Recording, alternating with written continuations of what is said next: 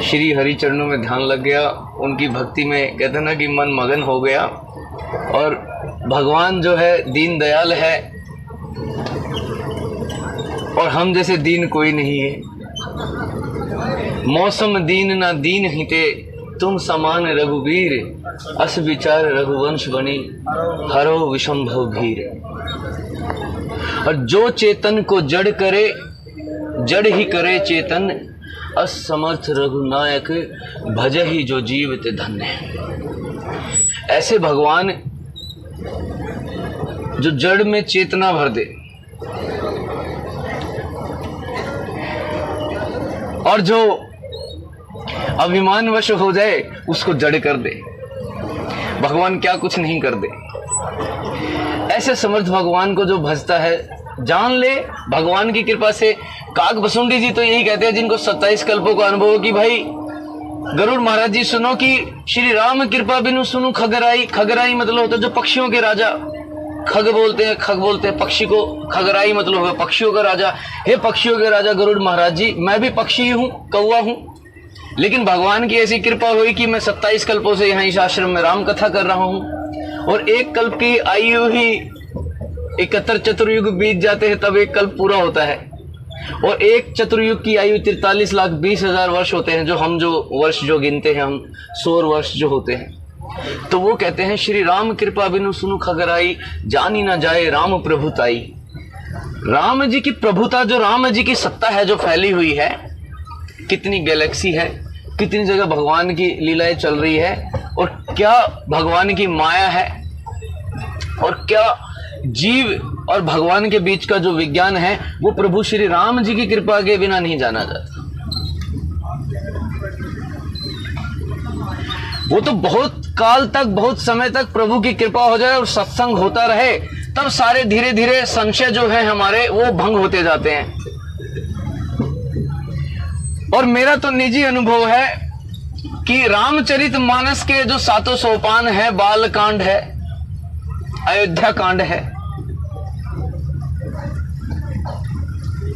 अरण्य कांड है, किष्किंधा कांड है, सुंदर कांड है, लंका कांड है और उत्तर कांड है। ये 7 कांड ही अगर कोई मन लगा के सुन ले या पढ़ ले, मैं तो कह रहा सुनो भी और पढ़ो भी। और एक बार पढ़ने से नहीं होगा, क्योंकि मेरी धर्मपत्नी भी बोलती है अब कि मैंने तो एक बार पढ़ा आपके साथ, वो पूरा पढ़ा, तब इतना नहीं, अब दोबारा जब हम पढ़ रहे हैं तब बहुत बहुत नई बातें पता चल रही है, और एक बार पूरा पढ़ लिया। मैं बोला तीसरी बार जब पढ़ेंगे तब और कुछ नई बातें पता चलेंगी, चौथी 5वीं बार पढ़ेंगे जब और कुछ पता चलेगा। और एक और विशेषता मैंने देखी रामचरितमानस की, ये मेरा निजी अनुभव है, आप कितनी बार पढ़ लेना आपका इंटरेस्ट कम नहीं होगा।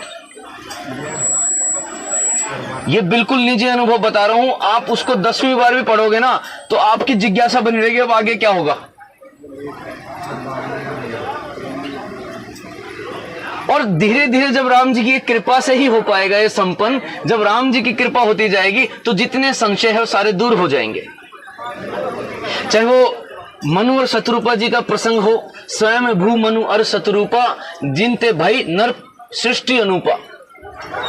जो हमारे माता पिता है, मनुष्यों के जो पिता है मनु और मनुष्यों की जो माता है शत्रुपा, उनकी अब कथा में जब आएंगे, परब्रह्म के दर्शन प्राप्त करने के लिए कितना प्रयत्न उन्होंने किया, परब्रह्म ने दर्शन दिए, परब्रह्म ने जो निर्गुण निराकार है वो विवश कर दिए उन्होंने।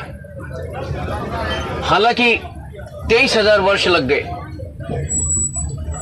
उनको विवश करने के लिए। कहते हैं ना कि भक्त के वश में है भगवान, कि नहीं हमें तो परब्रह्म जो है, जो शंकर जी भी जिनका ध्यान करते रहते हैं, और शंभु बिरंच विष्णु भगवाना, शंभु बिरंच विष्णु भगवाना, उपजे जाते अंशित नाना, जे जाते अंशित नाना। भाई हमें तो जो जिनके अंश से अनेकों शंकर भगवान जी, अनेकों विष्णु जी और अनेकों ब्रह्मची ब्रह्मा जी उत्पन्न होते हैं, हमें तो उस पर ब्रह्म के दर्शन चाहिए। वो निर्गुण निराकार दिखते नहीं है, लेकिन जो जिनका ध्यान देवादिदेव महादेव धरे रहते हैं, हमें तो वही देखना है। और आप प्रसंग में देखेंगे तो बहुत बार आएंगे। मनु और शत्रुपा जी जब तपस्या में थे, केवल और केवल सब कुछ भोग लिया, सारे ऐश्वर्य, सारे सुख साधन सब कुछ थे, लेकिन उसके पश्चात भी वो तपस्या में लीन हुए। केवल और केवल एक ही उद्देश्य था, उस पर ब्रह्म के, उस सर्वोच्च शक्ति के हम दर्शन कर लें, और मन में कोई लालसा नहीं थी। और फिर उन्होंने वरदान दिया, जब उन्होंने मांगा, भाई आप जैसा पुत्र चाहिए, भाई अपने जैसा मैं दूसरा कहां से खोजूं, क्योंकि साईं बाबा कहते हैं सबका मालिक एक। संत कबीरदास जी ने, भैरे दो जगदीश कहां से आए, कौन मति बोहराए, किसने मति फेर दी, दो जगदीश कहां से आ गए। यहां तो जगदीश ही जगदीश है, जगदीश तो भाई एक ही है जो जगत का मालिक है। तो स्वयं ही उनको वरदान दे दिया कि पुत्र रूप में मैं आऊंगा और लीला करूंगा। और जब जब त्रेता युग होता है, सृष्टि का पुनः कहते हैं ना, फिर से शुरुआत होती है, सतयुग होता है, फिर त्रेता युग होता है। ऐसे ही ये चारों चरण, ये कहते हैं ना चक्र है, ये चलता रहता है। और जब जब इतनी भगवान की ये लीला, क्योंकि इतने साल बीत जाते हैं, संस्कार भी खत्म हो जाते हैं, धीरे धीरे आगे आगे और कलयुग बढ़ेगा तो बिल्कुल लुप्त हो जाएगा, भजन कीर्तन लुप्त हो जाएगा। ये तो खुद बोला हुआ है, यदा यदा ही धर्मस्ते ग्लानिन भवति भारत। जब जब धर्म की हानि होगी तो तब मैं अवतार लेता हूं। तो धर्म की हानि तो होगी, कलयुग तो हो गई, कलयुग भी उन्हीं का बनाया हुआ है।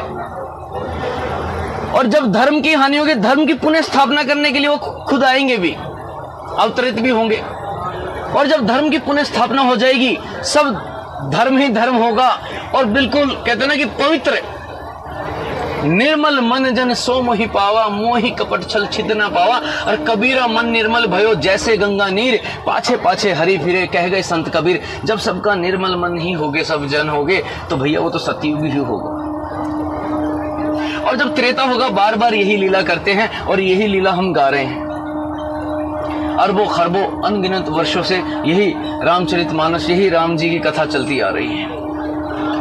और आज का जो प्रसंग है, उसमें यह कहा गया है कि जो ये रामचरितमानस है, गोस्वामी तुलसीदास जी कहते हैं, जो ये रामचरितमानस की जो मैंने रचना की है, ये रामचरितमानस जो है, ये भगवान शंकर, मां भवानी की कृपा से, उनकी प्रेरणा से, और प्रभु श्री राम जी की कृपा से मैंने रामचरितमानस जी की रचना की है। इस रामचरितमानस को आप एक सुंदर सरोवर मानो। ये सरोवर है, जैसे हम बहुत सारी जगह का हमारा कहते हैं ना कि विशेषता होती है, गुण भी होते हैं, विशेष गुण भी होते हैं। कहीं स्नान करने के लिए हम हरिद्वार भी जाते हैं, गंगा जी में स्नान करने के लिए, यमुना जी में भी हम जाते हैं स्नान करने के लिए, बड़ा ही विशेष महत्व होता है वहां का। तो कहते हैं जो रामचरितमानस है, ये रामचरितमानस है, ये सुंदर सरोवर है, ये सुंदर सरोवर है रामचरितमानस। और जो इस सरोवर का जो जल है, वो जल क्या है, जो प्रभु श्री राम जी का, जो रामचरितमानस के अंदर जो मैंने प्रभु श्री राम जी का जो सुंदर यश गाया है, भगवान श्री राम जी के गुण समूहों की जो मैंने चर्चा की है, भगवान श्री राम जी के जो मैंने गुण समूह जो गाए हैं, वो इस सरोवर का जल है। और जो इस जल में नहाएगा, किस में नहाएगा मतलब, और जो इस जल का पान करेगा, मतलब किस जल का पान करेगा, रामचरितमानस का जो सरोवर है उसके अंदर कौन सा जल है, भगवान श्री राम जी का जो चरित्र है वो जल है। भगवान श्री राम जी के जो चरित्र रूपी जल है, सुयश रूपी जल है, और उस यश का, भगवान के चरित्र का जो पान करेगा, तो वो तो अपने हृदय को भी पवित्र करेगा।